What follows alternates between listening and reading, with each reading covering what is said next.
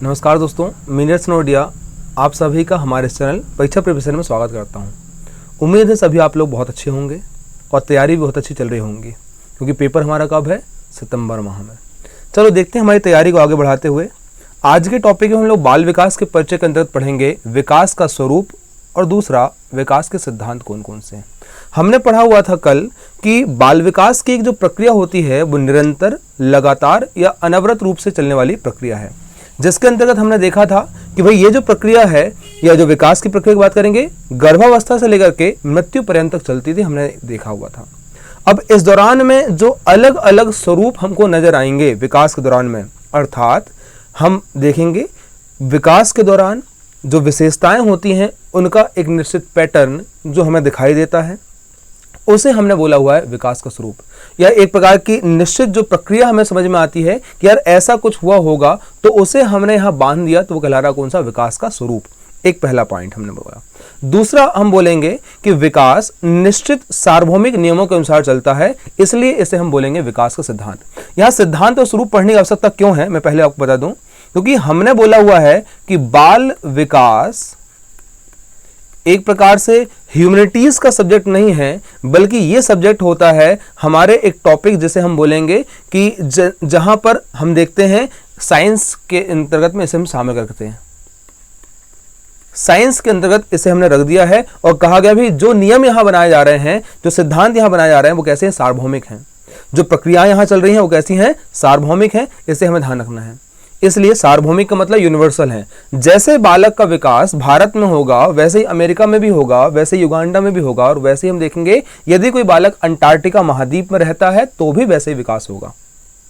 हालांकि वहां रहेगा नहीं, बात अलग है, लेकिन फिर भी वैसे विकास होगा। अर्थात जन्म के पश्चात धीरे धीरे वृद्धि होना, या तो हमारे पास परिवर्तन आना, तो ये सारी प्रक्रियाएं देखी जाएंगी।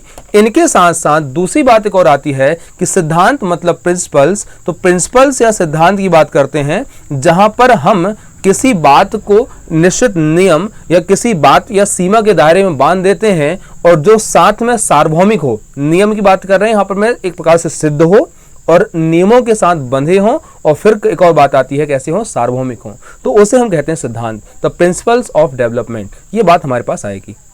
देखते हैं इन टॉपिक्स को कौन कौन से हमारे पास आते हैं। देखते हैं, पहला टॉपिक है विकास का स्वरूप। तो सबसे पहला पॉइंट हमारे पास आया हुआ विकास के स्वरूप के अंतर्गत में हम कहते हैं आकार में परिवर्तन होगा। या तो क्या होगा? आकार में परिवर्तन। आकार में परिवर्तन से मेरा आशा है कि जब हम बालक में देखेंगे कि भाई इसका हेल्थ बढ़ रही है, या हम बात करेंगे हाइट बढ़ रही है, तो ये समान सा क्रम आएगा, आकार में परिवर्तन देखा जाएगा। हाइट, हेल्थ, वेट, संरचना आदि में परिवर्तन होना, यह कहलाता है आकार में परिवर्तन। चेंजेस इन साइज, ये नाम मिलेगा हमको। अगला आएगा चेंजेस, प्रोपोर्शनल चेंजेस हमारे पास आते हैं। अनुपात में परिवर्तन की बात करेंगे। प्रोपोर्शनल चेंजेस क्या होते हैं कि भाई जब आकार में वृद्धि हुई है, अर्थात आयु में वृद्धि हुई है, दोनों तरीके से हो सकते हैं हमारे पास में। तो हम देखेंगे इसी के अनुरूप आपकी क्षमता, योग्यता, बुद्धिमत्ता आदि का भी विकास होता है। हम फिर कहते हैं भाई इतना बड़ा हो गया है फिर भी अकल नहीं आई हुई है। ठीक, इस उम्र में तो ये लोग ये ऐसा ऐसा कर लेते हैं। तो ये जो इस उम्र में करने की तुलना जो की गई हमारे पास में, ऐसा जिस प्रकार की बातें आती हैं, वो कहलाती है हमारी कौन सी? योग्यता, क्षमता, जो दिखाई नहीं दे रही हैं बल्कि कैसी होंगी? अंदर विद्यमान होंगी, ये बात कही जाती है। वो कहलाता कौन सा? अनुपात में परिवर्तन करना। तो पहला क्रम कौन सा आया? आकार में परिवर्तन। और दूसरा हमारे पास मिलेगा अनुपात में परिवर्तन, अर्थात विकास की प्रक्रिया के में आकार में परिवर्तन के साथ साथ अन्य क्षेत्रों में जो भी परिवर्तन होते हैं, जो अनुपातिक रूप में दिखाई देते हैं, उन्हें हम कहते हैं जो मूल शक्ति के रूप में हो, जो क्षमता के रूप में हो, योग्यता के रूप में हो, बुद्धिलब्धि के रूप में हो, उसे हम कहते हैं अनुपात में परिवर्तन। इसके साथ हम बात करेंगे नए गुणों की प्राप्ति, अर्थात जब हम किसी व्यक्ति के संपर्क में आते हैं तो कहीं ना कहीं हमें नए प्रकार के गुण सीखने को मिलते हैं, और जब नए गुणों को सीखने में हमारे पास कोई ना कोई चीज आई हुई है, तो यही तो परिवर्तन था, यही तो विकास था। विकास का मतलब क्या था भाई? परिभाषाएं हमारे पास आती हैं, नवीन योग्यताओं एवं क्षमताओं को सीखना। अर्जित करने की जो प्रक्रिया होगी वही तो विकास है। तो नवीन योग्यता, नवीन गुण को जो हमने अर्जित किया हुआ है वही हमारे पास विकास की प्रक्रिया थी। जैसे एग्जांपल लेंगे, एक बेसिक सा मेरा एग्जांपल होता है। एग्जांपल ये होता है कि जब मैं बताता हूं कि भाई हमारे यहाँ प्राचीन काल में हम लोग जब जंगलों में रहते थे तो छाल कपड़े लपेटा करते थे। आज तो आप कोई मानव अवस्था देखते नहीं है, मतलब हमने नए गुण प्राप्त कर लिए हैं। कौन सा? कपड़े पहनने का। दूसरा एक और गुण हमारे पास कौन सा आ गया भाई? हम पहले ऐसे ही नॉर्मल हाथों से मांस फाड़ करके या कुछ भी जानवरों को मार करके खाया करते थे। आज तो हम वैसे नहीं करते हैं। मतलब हमने सभ्यता, बौद्धिकता आदि के विकास के साथ, ये जो अनुपात में परिवर्तन हुआ उनके साथ, जैसे कुछ भी डेवलपमेंट हम में आए हुए हैं, हमने कुछ ना कुछ नई चीजों को सीखा हुआ है। वही कहलाता है नए गुणों की प्राप्ति। तो हम संपूर्ण जीवन काल में या तो हमारे आकार में परिवर्तन हो रहा होगा या फिर अनुपात में परिवर्तन होगा, नए गुणों की प्राप्ति हमारे पास देखी जाएगी। इनके साथ साथ पुराने रूप, गुण आदि में परिवर्तन आएंगे। जो हमारी पुरानी प्रक्रिया थी उसमें परिवर्तन आ जाएंगे। ये जो स्वरूप हमारे पास आए हुए हैं वही कहलाता है कौन सा? आपका बाल विकास। तो ये चारों प्रक्रिया या तो साथ में भी चल सकती हैं या हमारे पास अलग अलग रूप में भी चल सकती हैं। तो इसका डाइवर्सिफाइड रूप हो गया हमारे पास विकास का स्वरूप। तो आकार में परिवर्तन, अनुपात में परिवर्तन, नए गुणों की प्राप्ति, पुराने रूप या गुणों में परिवर्तन। अब यहां से प्रश्न क्या पूछेगा? यदि पूछा जाएगा, यदि कोई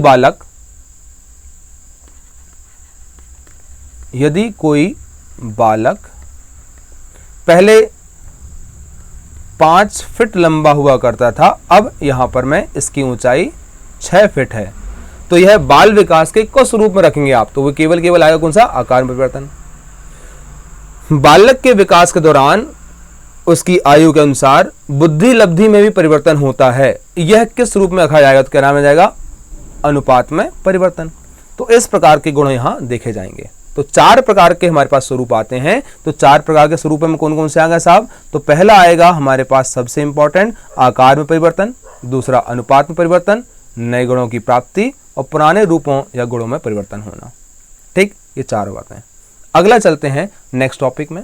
हमारे पास आएगा विकास का सिद्धांत। मैंने कहा हुआ था कि वे सभी प्रक्रिया जो विकास के दौरान संचालित होती हैं, निश्चित रूप में होती हैं और कहीं ना कहीं सार्वभौमिकता लिए होती हैं, उसे हम कहेंगे विकास के सिद्धांत। उसे हम क्या कहेंगे? विकास के सिद्धांत। तो पहला हमारे पास पॉइंट जो रखा हुआ है उसे समझेंगे। विकास के अंतर्गत हम देखेंगे कि इसमें सबसे पहला बिंदु मिलेगा हमको निरंतरता का सिद्धांत। निरंतरता का सिद्धांत कहता है कि भाई बाल विकास की प्रक्रिया निरंतर, लगातार या अनवरत चलने वाली प्रक्रिया है, मतलब ये रुकती नहीं है। इसलिए पहला बिंदु कौन सा आया? निरंतरता का सिद्धांत। एक पहली बात हम करेंगे, इसे हम कहते हैं लगातार, या इसे कहेंगे अविच्छिन्न, या इसे हम कहेंगे आपके कंटिन्यूअस। इंग्लिश में नाम मिलेगा इसका। तो प्रश्न पूछता है यहां पर कि बालक का विकास गर्भावस्था से लेकर मृत्यु पर्यंत चलता है, यह आता है ABCD। तो हम बताएंगे कौन सा? निरंतरता के सिद्धांत के अंतर्गत में। ठीक, एक और प्रश्न पूछा हुआ है, बाल विकास डैश डैश डैश वाली प्रक्रिया है, निरंतर चलने वाली प्रक्रिया है। यहां फिल इन द ब्लैंक्स करना पड़ेगा। तो ऐसे प्रश्न यहां पर पूछे जाते हैं, तो हमें यहां पर ध्यान रखना है। अगला आएगा सबसे महत्वपूर्ण, भाई बाल विकास जो होगा वो निश्चित प्रतिरूप में होगा। कैसे होगा? प्रतिरूप में। तो यहां पर रखा जाता है मस्ताभिमुखी, इसे हम कहते हैं सेफलोकॉर्डल या सेप्लोकाइडल, और दूसरा आता है प्रॉक्सिमोडिस्टल। जहां हम बात करेंगे कि विकास पहले सिर से प्रारंभ होता है,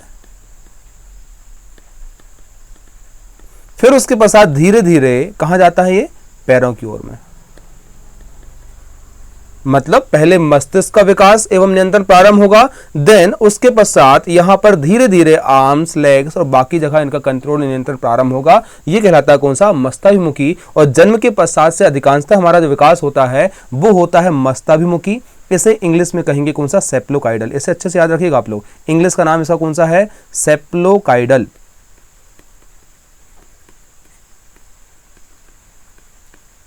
ये प्रश्न पूछा हुआ है। सेप्लोकाइडल मतलब मस्ताभिमुखी या सिर से पैर की ओर। पैर की ओर, इसे आप याद रखेंगे। दूसरा है प्रॉक्सिमो डिस्टल, अर्थात प्रॉक्सिमो डिस्टल की बात करेंगे जब हमारे निकट से दूर की ओर बात की जाती है तो वह कहलाता कौन सा, प्रॉक्सिमो डिस्टल। यहां नाम कौन सा मिलेगा, ये निकट से दूर की ओर या केंद्र से दूर की ओर या बाहर की ओर। तो इस प्रकार का विकास निकट से दूर की ओर चलेगा, केंद्र से बाहर की ओर चलेगा। तो पहला आया मस्ताभिमुखी, दूसरा आया हमारे पास कौन सा, केंद्रोन्मुखी। इसे कहा जाता है कई बार में, क्या कहा जाएगा, केंद्रोन्मुखी। अर्थात जब हम देखेंगे कि विकास प्रारंभिक रूप में केंद्रीय भाग में प्रारंभ होगा और धीरे धीरे ये ट्रांसफर होगा बाकी और अन्य पार्ट में, तो इसे हम कहते हैं केंद्रोन्मुखी। जैसे भोजन का उपापचय होना एक प्रकार से आ सकता है, या कोशिका में वृद्धि विकास होना। जैसे आपने देखें जब हम लोग स्पर्म से कोशिका के रूप में आते हैं और फिर हमारा विकास होता है, तो पहले ये एक कोशिका, यहाँ से इसका परिवर्तन, इधर साइड डेवलपमेंट, फिर हमारे पास विभाजन हुआ कोशिका का, फिर हमारे पास बड़ा विभाजन, इस प्रकार से। और एक कोशिका केंद्र से बाहर की ओर सारी बातों को ट्रांसफर इसमें हो रहा होता है। अगली बात करेंगे, जो विकास होगा वो अवस्थाओं के अनुरूप होगा। किसके अनुरूप होगा, अवस्थाओं के अनुरूप में। मतलब प्रत्येक जो प्रक्रिया है वो अलग अलग अवस्थाओं में होगी। तो पहला कौन सा है, निश्चित प्रतिरूप में दो प्रतिरूप होते हैं, एक आएगा प्रॉक्सिमो डिस्टल और दूसरा आएगा सेप्लोकाइडल। सेप्लोकाइडल मस्ताभिमुखी, प्रॉक्सिमो डिस्टल, इसे हमें ध्यान रखना है। अब चलते हैं अवस्थाओं के अनुरूप का सिद्धांत।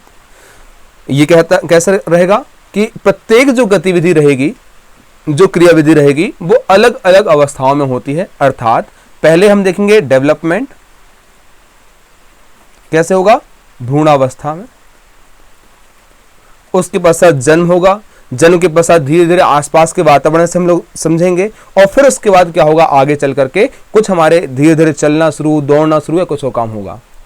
ठीक, मैं क्लास में हमेशा एग्जाम्पल देता हूं कि कोई भी बालक जन्म के साथ में यहां दौड़ना शुरू नहीं कर देता है कि जन्म हुआ सीधे दौड़ना चालू, ना ही जन्म के साथ में ढेर सारे दांत लेकर के पैदा होता है, क्योंकि ये आएंगे एक समय के पश्चात, अवस्था के पश्चात। वही बात करेंगे कि जन्म के पश्चात से यहाँ बालक में जो विकास देखा जाएगा वो अलग अलग अवस्था के अनुरूप होता है, इसे हम देखते हैं। और पूरा हमने अवस्थाओं को बांट के रखा हुआ है, क्योंकि यहाँ दिखाई देने वाले परिवर्तन, यहाँ दिखाई देने वाले गुण, विशेषताएं सभी भिन्न भिन्न होती हैं, यह हमें ध्यान रखना है। क्लियर है? तो विकास कैसे होता है, अवस्थाओं के अनुरूप। फिर से बात करेंगे। अगला हम बात करेंगे सामान्य से विशिष्ट की ओर, जनरल टू स्पेसिफिक हमारे विकास की प्रक्रिया चल रही होती है। देखिए यहां पर मैं लिखा हुआ है जनरल टू स्पेसिफिक। तो पहले हम लोग सामान्य नॉर्मल क्रियाएं करेंगे, इसके पश्चात बालक गतिशील होगा, वृद्धि विकास करेगा और यहां विशिष्ट प्रक्रियाएं करेगा। सामान्य मतलब सरकना शुरू, धीरे धीरे खड़े होने का प्रयास करना शुरू, बाद में चलना और दौड़ना। तो ये खड़े होने से लेकर के दौड़ने तक का जो क्रम आया, तो हमारे पास धीरे धीरे सरकने से लेकर के दौड़ने तक का जो क्रम आया हुआ है वो जनरल से कहां पर आया है, स्पेसिफिक की ओर आया हुआ है, सामान्य से विशिष्ट की ओर आया हुआ है। यह सिद्धांत हमारे पास कहता है। ये हमारे पास एक बिंदु मिल जाएगा। अगली बात करते हैं, नेक्स्ट पॉइंट आएगा कि विकास की प्रक्रिया में तीव्रता भी देखने को मिलेगी और मंदता भी देखने को मिलेगी। ये एक हमारे पास अगला महत्वपूर्ण बिंदु होता है। तीव्रता का मतलब कि भाई जब हम यहाँ विकास की प्रक्रिया में कई बार देखते हैं किसी बालक का विकास अचानक तेजी से हो जाता है और कुछ लोगों का धीरे धीरे हो रहा होता है। किसी की हाइट, जैसे दो भाई लोग होते हैं, एक बुआ जी का लड़का और एक मामा जी का लड़का, इन दोनों की तुलना हमेशा होती है बुआ और मामा के लड़के के बीच में। बाकी किसी और की होना हो नहीं हो, लेकिन हाँ, क्योंकि ये बुआ जो होती है ना, खास करके समान एज ग्रुप में होती हैं, क्योंकि ये दोनों की शादी आसपास में होती है, तो एक लड़का हमेशा देखना आप लोग आपका हम उम्र रहेगा, तो इनके बीच तुलना होती है। भाई हमारा लड़का तो चलने लगा, तो हमारा लड़का तो ये रह गया, ऐसे कुछ होता है ना। फिर आएगा कौन सा, हमारे पास मौसियों के बीच तुलना नहीं होती है, इनकी भी ज्यादा होगी। इसका क्या होगा, भाई हमारे लड़के तो भाई ये देखो इतनी हाइट होगी, तो हमारे लड़का तो ये वैसे रखा हुआ है, कुछ खिलाओ पिलाओ उसको। या कोई पतला हो जाएगा तो फिर हमारा लड़का तो बिल्कुल ऐसा हष्टपुष्ट रखा हुआ, तो हमारा देखो तब दुबला हुआ है। तो ऐसी तुलनाएं जो होती हैं, मतलब वही बात करेंगे, तो किसी में विकास की प्रक्रिया तेजी से हो जाएगी, बाद में रुक भी सकती है, अचानक से यहां पर मंदी भी आ सकती है। तो बोलेंगे तीव्रता मंदता दोनों का मिश्रण पाया जाएगा। ठीक, ये हमें देखेंगे। जैसे कि एक समय तक में हाइट तेजी से बढ़ती है, बाद में बहुत धीरे धीरे धीरे बढ़ती है, ये तीव्रता मंदता था। ठीक, दोनों की बात करें हम लोग। अगला, विकास में व्यक्तिगत विभेद सदैव पाए जाएंगे। ये डिफ्रेंशिएट करते हैं व्यक्ति को व्यक्ति से, उनके गुण, उनकी क्षमता, उनकी योग्यता। जैसे कि बात करेंगे किसी की नाक चपटी होना, किसी की नाक लंबी होना, ये उनके व्यक्तिगत गुण थे। जब तक आप विशेष रूप से सर्जरी नहीं कराओगे तब तक वो गुण तो बने हुए हैं। ऐसी बात करेंगे किसी के बाल सिल्की होना तो किसी के बाल घुंघराले होना, ये भी अपने आप में गुण है। तो जो गुण आए हुए हैं वो भी अपने आप में हमारे पास क्या होंगे, हमेशा अंत तक बने रहेंगे। कितने भी आप करली बाल को स्ट्रेटनर लगा लो, कितनी बार आप प्रयास कर लो, वो कैसे होंगे, एक समय के बाद करली हो ही जाएंगे। ये आपकी विशेषता है, व्यक्तिगत गुण है। ऐसे ही कोई व्यक्ति गुस्सैल है तो गुस्सैल है, कोई व्यक्ति हमारे पास क्षमतावान है, क्षमतावान है, बुद्धिमान है तो बुद्धिमान है, कोई मंदबुद्धि है तो मंदबुद्धि है। ऐसी विभिन्न प्रकार की योग्यताएं, क्षमताएं यहाँ बनी होती हैं, ये हमें ध्यान रखना है। ठीक, किसमें यहाँ विकास में व्यक्तिगत विभेद सदैव बने होते हैं, ये हमें ध्यान रखना है। फिर अगला आएगा, यहाँ पर परिपक्वता एवं शिक्षण दोनों का मिश्रण होता है, ये बात आती है। अच्छा, एक और परस्पर संबंधन का सिद्धांत यहाँ देखते हैं कि विकास प्रक्रिया जब गतिशील होती है तो यहाँ पर एक प्रक्रिया में जो दिखाए गए परिवर्तन थे या जो लक्षण हमारे पास में दिखाई दिए थे वो आगे भी बने रहते हैं। ऐसा नहीं है कि एक अवस्था में यहाँ 2 दांत उगे थे वो गायब हो गए, अब यहाँ पर में 4 दांत इकट्ठे आ गए, ऐसा नहीं हो रहा है ना। हमने कोई चीज पहले सीखा हुआ था तो उसका संबंध आगे तक बना रहेगा। हमने पहले सरकना सीखा तो इसका संबंध है भाई, हम यहाँ पर में अब पलट पा रहे हैं। हमने धीरे धीरे खड़े होना सीखा तो हमने संबंध सीख लिया भैया, हम यहाँ पर में बाकी और क्रियाकलाप कर पा रहे हैं। तो परस्पर संबंधन का सिद्धांत मतलब एवरी एक्टिविटी और changes are related, inter related to each other, ये हम ध्यान रखेंगे। फिर आएगा आपका विकास प्रक्रिया में परिपक्वता, मतलब कि क्षमता, अनुभव इसका, और साथ साथ में शिक्षण, दोनों का मिश्रण होता है। परिपक्वता जो समय के अनुसार, परिस्थिति के अनुसार, योग्यता के अनुसार आ जाए उसे हम कहते हैं परिपक्वता। आयु के अनुसार जो आ जाए इसे हम कहते हैं सीख या अनुभव आ जाना। अगला होता है शिक्षण, अर्थात किसी व्यक्ति ने कोई बात को आपको बताया होगा, वो कहलाएगा कौन सा, शिक्षण। जैसे कि ये जो हमारे पास ये क्रियाकलाप है, ऐसे जो मैंने मार्कर आता है, ये वाले पॉइंट है ये, ठीक, मुझे नहीं पता था कि ये ऐसे आ भी जाते हैं। पहले दिन मेरी जब क्लास हुई थी यूट्यूब पर, मैं लगातार मैं कोई चीज लिख नहीं पाया, मुझे नहीं पता था। लेकिन फिर मैंने दिमाग लगाया यार कुछ तो होगा ऐसा, कुछ तो धीरे धीरे कुछ काड़ी करना शुरू किया तो मुझे कॉर्नर पे इधर कुछ चीजें ऐसे दिखाई दी गई, ऐसी कुछ बात है। तो ये जो दिमाग में आया, मतलब मैंने खुद अपने अनुभव से सीखा कि भैया ऐसा कुछ होगा। फिर मैंने एक सर को भी फोन लगाया, क्या यार ये मार्क वार ये सब चीजें ऐसे सीख सकते हैं हम लोग, तो उन्होंने मुझे बताया कि भैया हाँ ये भी चीज होती है। तो उन्होंने मुझे बताया तो मैं सीख लिया यहाँ पर मैं। तो परिपक्वता और यहाँ शिक्षण दोनों का मिश्रण होगा। अर्थात इसी प्रकार से हम बात करेंगे कि कई बार आप पैदल चल रहे होंगे या दौड़ रहे होंगे, नीचे देखे बिना दौड़ रहे थे, आपके अचानक पैर में लगी, आप गिर गए नीचे। आपका अनुभव था कि अब भाई नीचे देख के चलना है। अगला क्या हुआ, हमारी दादी बैठे थे, बेटा धीरे से दौड़, नीचे देख के दौड़, लग जाएगी, गिर जाएगा, नहीं सुनना हम लोगों को। जिसने सीख लिया अच्छी बात है, नहीं सीखा तो फिर अनुभव सीखेगा वो। ये जो बातें आ रही हैं हमारे पास में, परिपक्वता और शिक्षण दोनों के मिश्रण की बात कर रहा होता है। इसी प्रकार से बात करेंगे कि जो बाल विकास के प्रतिमान होते हैं वो समान होते हैं। अर्थात भारत में जो प्रतिमान देखे जाएंगे, जम्मू कश्मीर में जो हमारे पास पैटर्न देखे जाएंगे, वही पैटर्न हमारे कन्याकुमारी में भी रहेंगे, असम नागालैंड में रहेंगे, वही हमारे गुजरात में भी रहेंगे, वही हमारे मध्य प्रदेश में भी रहेंगे। इसी प्रकार से बात करेंगे वही प्रतिमान कहां पर रहेंगे, सभी जगह पर रहेंगे। मतलब पहले गर्भावस्था, फिर हमारे पास में आया जन्म, जन्म के पश्चात फिर धीरे धीरे बढ़ेंगे, आगे चल के आगे आएंगे। तो ये जो प्रतिमान होते हैं वो हमारे पास समान होते हैं प्रत्येक दशाओं में, प्रत्येक अवस्थाओं में, प्रत्येक क्षेत्र में। ठीक, अगला आता हमारे पास में एकीकरण का सिद्धांत, अर्थात ये कहता है कि प्रारंभिक रूप में हम अपने शारीरिक लक्षण जो होते हैं, गुण होते हैं, अपने हमारे पास अंग होते हैं, उनकी जानकारी नहीं रखते हैं, लेकिन धीरे धीरे हम इन पर यहाँ पर इनके बारे में समझ विकसित करते हैं, और समझ विकसित करने के पश्चात ये आ जाता है कि हम इन पर नियंत्रण करना सीख जाते हैं। जैसे मेरी क्लास का एग्जाम्पल होता है कि बच्चा जब छोटा होता है तो रोता है, वो रोता है तो पूरे हाथ पैर चल रहे होते हैं उसके। आज आप बड़े हो चुके हैं, क्या आप आज रोने के दौरान में इसी प्रकार हाथ पैर फैला फैला के रोते हैं क्या? नहीं, क्योंकि आपको पता है भाई रोने के दौरान में केवल हाथों का यूज है आंसू पहुंचने के लिए, पैर का कोई काम नहीं है। आपके पैर तो पहुंच भी नहीं पाएंगे वहां तक में, तो पैर चलते ही नहीं है आपके यहाँ पर में। तो हाथ पैर या शरीर के अंगों का प्रयोग करना सीखना, यही तो एकीकरण का सिद्धांत था। Integrate, the principle of integration से बोलेंगे। तो इस प्रकार से हमारे पास ये सिद्धांत आए हुए हैं। और लास्ट अंतिम हमारे पास महत्वपूर्ण सिद्धांत है, ये कहता है कि वंशानुक्रम एवं वातावरण आपस में परस्पर क्रिया का सिद्धांत यहाँ देखा जाता है। मतलब इंटर रिलेटेड हमारे पास होते हैं, क्योंकि हमारे पास एक मोर्स एवं बिंगो साहब आते हैं, कहते हैं कि मानव व्यवहार की प्रत्येक विशेषता वंशानुक्रम एवं वातावरण की अंतः क्रिया का परिणाम होता है। ये बात कही गई है।